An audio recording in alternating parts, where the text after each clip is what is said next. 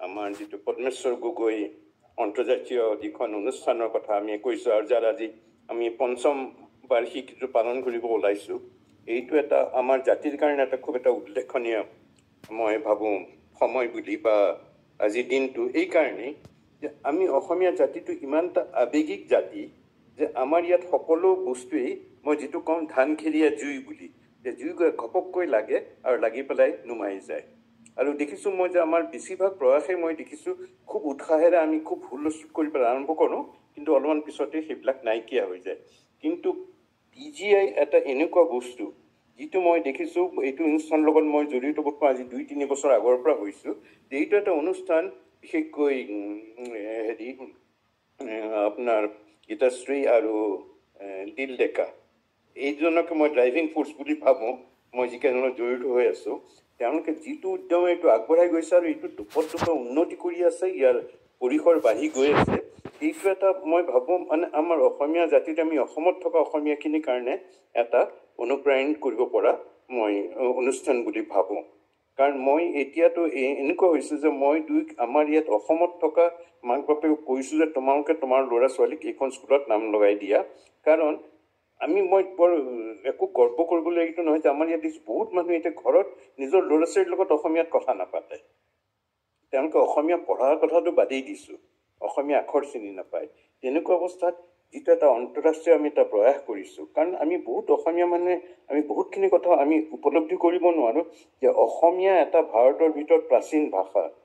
অলপতে গৌৰৱ বৰদলৈ বুলি ভাস্কৰ বৰদলৈ বুলি এজনে আমাৰ শিলালিপিৰ পৰা এইটো উলিয়াইছে যে অসমীয়া ভাষাৰ যিটো লিপি সেইটো প্ৰায় 4000 বছৰ পুৰণা বুলি তেওঁ দাবী কৰিছে। আৰু তেওঁ সেইটো কৈছে যে অসমীয়া ভাষাটোৰ পৰাহে আমাৰ পূব ভাৰতৰ যিকেইটা বাকী ভাষা আছে সেইকেইটা তাৰ ভাষাৰ পৰাহে ওলাইছে। এইবিলাক সৰু সৰু কথা, কিন্তু এইবিলাক আমি উপলব্ধি নকৰোঁ। তাৰ ঠাইত আমি কিছুমান ধৰণৰ ধৰি লওক সদায় আনক অনুকৰণ কৰিবলৈ যাওঁ।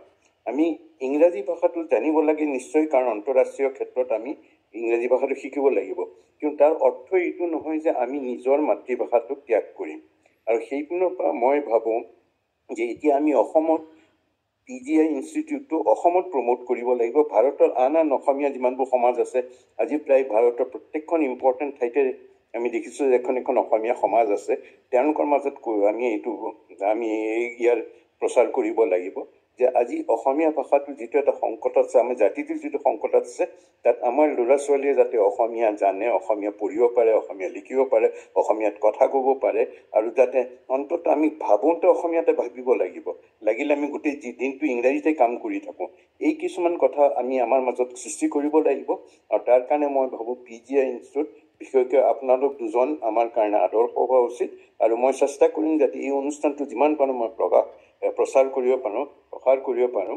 আৰু তাৰ ওপৰতে হয়তো বহুতখিনি আমাৰ জাতিটো জীয়াই থকাত আপোনালোকৰ যিখিনি কণ্ট্ৰিবিউশ্যন থাকিব, মই ক'ব নোৱাৰোঁ আপোনালোকে তাত থাকি এই বস্তুটো উপলব্ধি কৰিছে নে নাই, কিন্তু আপোনালোকে এটা ভীষণ এটা উল্লেখনীয় আৰু এটা গুৰুত্বপূৰ্ণ কাম কৰি আছে।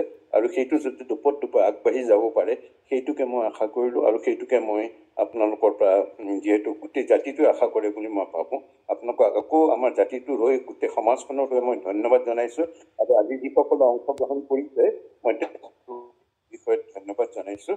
আৰু মই ভাবোঁ যে এইটো যিয়েই নহওক লাগিলে আমি আগবাঢ়ি গৈ থাকিব পাৰিম। মই আৰু বেছিকৈ নকওঁ, মই আপোনালোকক সকলোকে আকৌ ধন্যবাদ জনাইছোঁ আৰু আপোনালোকৰ মৰমটোৰে শুভেচ্ছা আৰু অভিনন্দন জনাই মই ভাষণ ইয়াতে সামৰিছোঁ।